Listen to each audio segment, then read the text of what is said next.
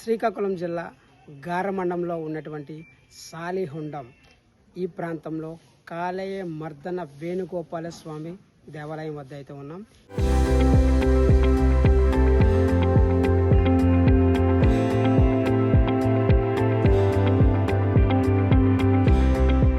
ఈ దేవాలయం 5వ శతాబ్దంలో నిర్మించబడింది.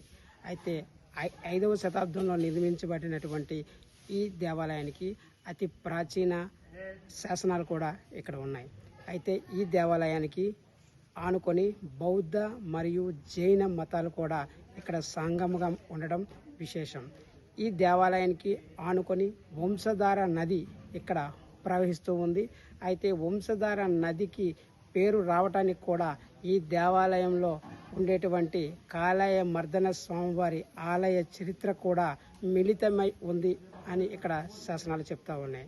అయితే ఈ దేవాలయాన్ని ఎప్పుడు నిర్మించారు, ఏ విధంగా నిర్మించారు అని ఈ ఆలయాన్ని ఆనాటి నుంచి పరిరక్షిస్తున్న ఆలయ ధర్మకర్తలు మనతో ఉన్నారు. ఆయన మాటల్లోనే తెలుసుకునే ప్రయత్నం చేద్దాం రండి. మనతో పాటు ఆలయ ధర్మకర్త మధురెడ్డి గారు మనతో ఉన్నారు. ఆయన మాటల్లోనే తెలుసుకునే ప్రయత్నం చేద్దాం. నమస్తే సార్. నమస్తే అండి. ఈ దేవాలయం యొక్క విశిష్టత గురించి. ఓం నమో భగవతే వాసుదేవాయ.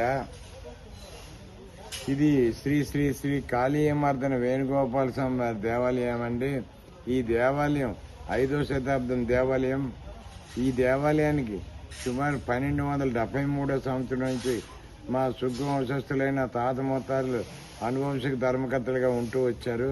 ఇప్పుడు ప్రస్తుతం నేను అనువంశిక ధర్మకర్తగా సుమారు 25 సంవత్సరాల నుంచి నేను ఈ కార్యక్రమాలు, ఈ దేవుడి సేవలో నిమగ్నమై కార్యక్రమాలు నిర్వహిస్తున్నాను.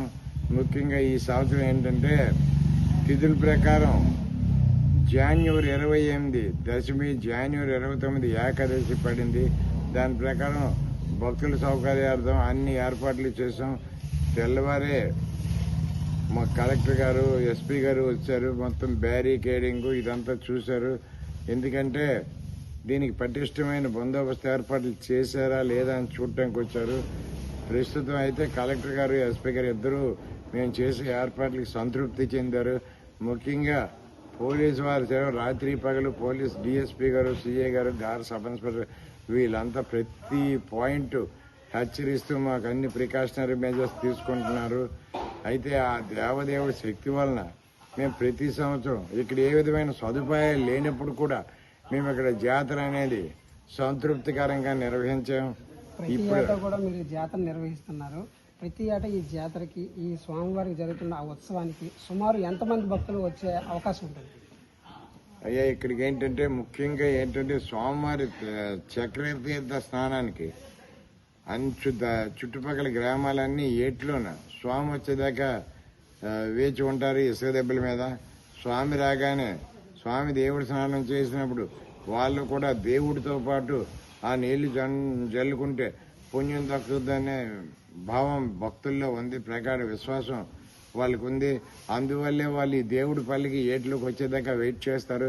అయితే అక్కడ మీకు శ్రీముఖులం వీటిలా కాకుండా ఒక్క గ్రూప్లా కాకుండా ఇక్కడ స్కాటర్ అయి ఉంటారు. కాబట్టి ఎటువంటి అవాంఛనీయ సంఘటనలు మాకు ఇంతవరకు జరగలేదు. సుమారు నాకు తెలిసి నా వయసు ఇవాళ 69 సంవత్సరాలు, నాకు తెలిసి 69 ఇయర్స్లో ఇలాంటి అవాంఛనీయ సంఘటనలు జరగడం లేదు.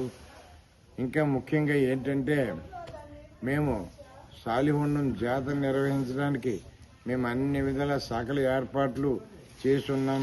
మాకు భక్తులకి ఎటువంటి అసౌకర్యము కలగకుండా భక్తులకి క్యూ లైన్ల దగ్గరే మజ్జిగ, మంచినీరు, ఉసిరికాయలు ఇలాంటి సదుపాయాలు చేయాలని దృక్పథంతో అన్ని ఏర్పాట్లు చేస్తున్నాం. మాకు దేవాలయంలో మేము భజనలు, కోలాటలు ఇవి పెట్టాం భక్తుల కోసం. దాని ప్రకారం మేము నిర్వహిస్తున్నాం.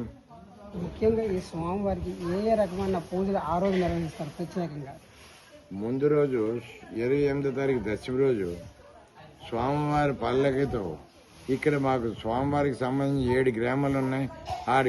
7 గ్రామాల్లో తిరువీధి మహోత్సవం జరుగుతుంది. దశమి రోజు స్వామివారికి 28 రాత్రి 12 గంటల 10 నిమిషాలకి క్షీరాభిషేకం, పంచామృతాభిషేకం జరుగుతుంది. అది జరిగిన నుంచి భక్తులకు దర్శనాలు కల్పిస్తాం. 29 తెల్లవారు 6:30కి ఇక్కడి నుంచి స్వామివారి పల్లకి బోయలతో తీసుకెళ్లి కింద మెట్ల వరకు వెళ్తుంది. అక్కడి నుంచి కింద దీనికి 3 దేవాలయాలు ఉన్నాయి. వరదరాజ స్వామి, వెంకటేశ్వర స్వామి, లక్ష్మీనరసింహ స్వామి అనే 3 దేవాలయాలు ఉన్నాయి. అక్కడి నుంచి ఒక లక్ష్మీ నరసింహ తాలూకా మూర్తి మరొక పల్లకి వస్తుంది. ఈ 2 పల్లకీలు కలిపి పోలీసు వారి రూపంలో ఈ చక్రతీర్థ స్నానం తీసుకెళ్లి భక్తులందరూ దర్శించుకున్న తర్వాత ఎక్కడి నుంచి తీసుకెళ్తే ఆ స్థానంలో దేవుణ్ణి అమర్చేస్తారు. అక్కడి నుంచి భక్తులు అశేష జనం వచ్చి భక్తులు దేవుడి దర్శనం చేసుకుని వాళ్ళ మొక్కులు తీర్చుకుంటారని ఈ సందర్భంగా మీకు తెలియజేస్తుంది. భక్తులు ప్రత్యేకంగా ఈ కొండపైన వంటలు ఏమైనా చేస్తారు, వాటికి ఉద్దేశం ఏం చేస్తారు? ఈ శాలిహొండం జాతర అనేది ఇది మామూలుగా శ్వేతగిరిపై వెలిసి ఉన్న దీనికి పేరేంటంటే శాలిహొండం జాతర అంటారు. ఏంటంటే ఇక్కడ జాతర అయిన తర్వాతే కళ్యాణాలు కానీ లేదా జంజాలు వేయడం కానీ ఇలాంటి కార్యక్రమాలన్నీ నిర్వహిస్తారు. ముఖ్యంగా భక్తులకు అపరమైన నమ్మకం ఏంటంటే ఇక్కడ స్వామికి 3 కోరికలు కోరుకుంటారు. సంతానం లేని వారు సంతానం కలగాలని, ఇల్లు లేని వాళ్ళు ఇల్లు కట్టుకోవాలని, అలాగే ఎవరికైనా పెళ్లి కాకుండా ఉండిపోతే ఆ పెళ్లి జరగాలని మొక్కుంటారు. ఆ 3 కోరికలు తీరుతున్నాయి కాబట్టి భక్తులు చాలా తండోపతండాలుగా భక్తులు వాళ్ళ మొక్కులు చెల్లించడానికి వస్తున్నారు. అందువల్లే గత కొన్ని సంవత్సరాల నుంచి భక్త జనావళి స్వామిని దర్శించుకోవడం పెరగడం జరుగుతుంది. దానికి తగ్గ ఏర్పాట్లు ప్రతి సంవత్సరం మేము చేస్తూనే ఉన్నాం. చూస్తున్నారు కదా, ఈ దేవాలయం ఏదైతే ఉందో 5వ శతాబ్దం నుంచి కూడా ఈ దేవాలయం ఉంది. ఈ దేవాలయంలో ఎవరైతే భక్తులు తమ సంతానలేమి ఉందో ఆ భక్తులు ఇక్కడ విచ్చేసి దశమి రోజు నాటు ఇక్కడ నిద్ర చేసి తర్వాత రోజు స్వామివారి చక్ర స్నానాలలో పాల్గొని స్వామివారి స్నానం అనంతరం వాళ్ళు కూడా అదే నీటిలో కూడా స్నానం చేస్తే తమకు ఉన్న పాపాలు తొలగి తమ కోరికలు ఏవైతే ఉన్నాయో అవి నెరవేరుతాయని కూడా నమ్మకంతో ప్రతి ఏటా కూడా ఈ దేవాలయాన్ని విచ్చేస్తున్నాం. అలాగే ఈ దేవాలయంలో జరుగుతున్నటువంటి ప్రతి కైంకర్యాలకు కూడా నాటి నుంచి వచ్చిన ఆచార సాంప్రదాయాలను అలా కొనసాగిస్తూ ఉన్నారు.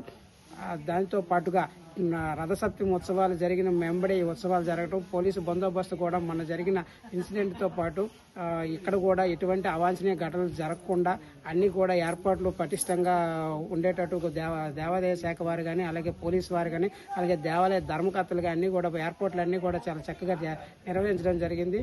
ఇలాంటి మరిన్ని మంచి విషయాలతో మళ్ళీ కలుసుకుందాం. కెమెరామెన్ రామకృష్ణతో రవికుమార్, RTV శాలిహొండం, శ్రీ వేణుగోపాల స్వామి దేవస్థానం వద్ద నుంచి.